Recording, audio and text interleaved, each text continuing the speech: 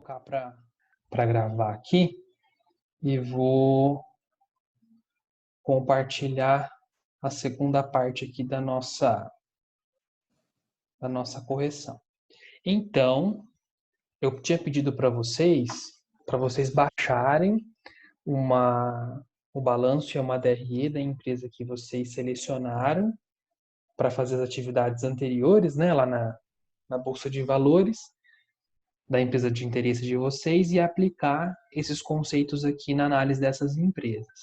Então, estou pegando um exemplo aqui, só para revisar isso com vocês, ver se vocês fizeram, né, da forma correta, os indicadores. Então, esses indicadores são importantíssimos para a gente identificar a dinâmica da empresa, a forma como o giro acontece e principalmente para identificar se há ou não a necessidade de capital de giro nessa organização. E quem vai suprir isso? Se são os recursos próprios ou não, como a gente acabou de ver, inclusive, lá no fluxo, né? Quando falta dinheiro no mês, quem supre? Né? O próprio ou o terceiro? Enfim, né? A gente tem que fazer essa análise também. Bom, a gente tem aqui um prazo, então eu vou comentar um pouquinho sobre eles, explicar um pouquinho o que eles querem dizer, e aí se alguém tiver alguma dúvida pode perguntar. Então, o prazo médio de recebimento de vendas, que é o PMRV, a gente leva em consideração as duplicatas a receber, né, a conta de clientes e tal, no curto prazo, porque isso aqui são para avaliar o capital de giro é de curto prazo. E a venda bruta, que alguém me perguntou em relação à demonstração lá na Bolsa de Valores, que não tinha essa informação, e de fato não tem, porque lá eles publicam só a líquida. Então, aquela primeira linha da DRE já é líquida de deduções, impostos e tal. Então, a gente usa essa informação para efeito acadêmico, digamos assim, mas a ideia de usar a receita bruta, né, o conceito dela é porque dentro da receita bruta a gente tem também os impostos, né, sobre venda, tipo ICMS, PIS, COFINS e tal, ISS. Então, quando a gente considera a venda bruta, a gente está levando em consideração que dessa receita, né, que a gente vai computar, nós temos também essa parte dos impostos embutidos, porque quando a gente vende para o cliente, a gente vende o valor cheio, né? A gente repassa isso para o cliente. Quando você vende, o preço de venda ele já está contemplando os impostos que incidem naquele preço. Mas para efeito acadêmico não tem nenhum tipo de problema, só não vai ter essa informação na demonstração da Bolsa de Valores, vai estar como receita líquida. Na verdade, vai estar como receita de bens e serviços, né? Que é a mesma coisa, né? Receita de bens e serviços, receita líquida, faturamento, são similares aí, são sinônimos, na verdade. Então aqui a gente tem 13, 14, né, na verdade, porque aqui é número de dias, e a gente tem aquela questão de sempre arredondar para cima, né, por prudência. 14 dias aqui e 30 dias aqui, né, então a empresa está demorando em média 14 dias para receber suas vendas a prazo, e isso diminuiu, né, de um ano para o outro, era 30 dias, baixou para 14, nesse caso aqui, o que é legal porque a empresa está reduzindo o tempo que ela demora para receber. O PMPC, que é o prazo médio de pagamento de compras, nós temos aqui a conta de fornecedores, dividido pelas compras, e aí essa questão das compras, a gente precisa utilizar essa equação aqui do custo para conseguir identificar, porque na demonstração publicada na Bolsa não tem o valor das compras.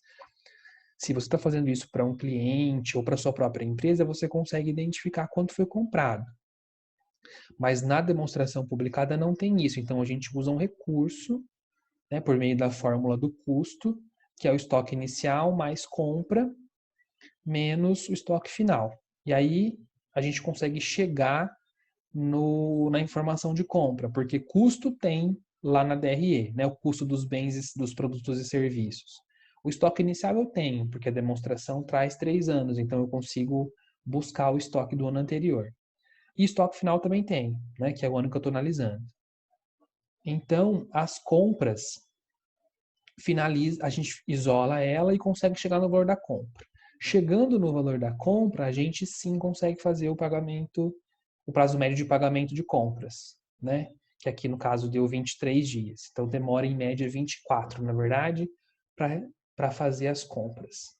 A renovação de estoque, a gente vai levar em consideração aqui a conta de estoque e o custo das vendas, que está na DRE. 49 dias em média para renovar o estoque, né? Para girar o estoque. O ciclo operacional, que é o prazo médio de recebimento, de rotação ou de renovação do estoque, mais o prazo médio de recebimento das vendas, que é a soma, né? Então, o ciclo operacional é a soma desses dois indicadores, dá 62 dias. Significa que a empresa demora, em média, 62 dias para conseguir concluir esse ciclo operacional, ou seja, para conseguir comprar, vender, receber do cliente e repor essa mercadoria no estoque. E o ciclo financeiro, que é o ciclo operacional, menos o prazo médio de pagamento de compras, né? Que aqui a gente tem 39, no ano anterior era 53, né? Então aqui a gente tem o tempo que a empresa demora, né? Ou melhor, a necessidade que ela tem de financiar o seu capital de giro, né? Então aqui ela precisa de 39 dias para finalizar esse ciclo financeiro, então é como se ela demorasse aí 39 dias para terminar esse ciclo, para conseguir terminar de receber e pagar os seus fornecedores. E aí, essa informação vai nos levar para a NCG, que é a necessidade do capital de giro. E aí a gente pode fazer pelo ciclo ou pela fórmula que a gente busca as contas lá no balanço também. A fórmula é essa que vocês estão vendo aí. Então, o valor das contas a receber, mais o que está no estoque, menos o que eu tenho a pagar. Então, aqui a gente tem uma necessidade de menos 901,43 e aqui 1.086. Então, o que eu estou dizendo com essas duas informações? Esses 39 dias aqui, que está faltando no ciclo financeiro para eu concluir ele, representa, em termos financeiros, esses 900 mil. Esses 53 dias que está faltando para concluir o ciclo financeiro representa esse 1 milhão de reais. Então, durante esse período aqui, esses 39, esses 53 dias, eu vou ter que financiar a minha atividade operacional nesse valor. E aí a análise vai para quem vai financiar. Se eu tenho recurso próprio, se eu tenho aplicação, se eu tenho como aportar isso dos sócios, eu vou ter que buscar recurso no banco, por exemplo. Então, quando isso fica negativo, é porque me mostra que eu tenho uma necessidade de capital de giro a ser suprida. Não significa necessariamente que eu tenho que buscar isso no banco. No banco eu digo assim, fazer um empréstimo. Eu posso ter essa disponibilidade em outros ativos da empresa. Se eu não tiver em outros ativos da empresa, eu posso tentar um novo aporte aí dos sócios. Então, assim, de imediato não significa que eu tenho essa deficiência já de imediato a ser buscada no banco. Eu posso conseguir suprir isso de alguma outra maneira. A ideia de mostrar a deficiência é só para sinalizar que, com a atividade operacional da empresa, com a atividade básica dela de comprar, vender e tal, não foi possível manter o capital de giro. E aí eu vou ter que buscar de algum outro lugar, e aí a análise secundária é de onde vai ser esse lugar. Certo? Certo. Fizeram isso para as empresas que escolheram. Alguma dificuldade em relação a isso? Querem perguntar alguma coisa? Tá tudo ok?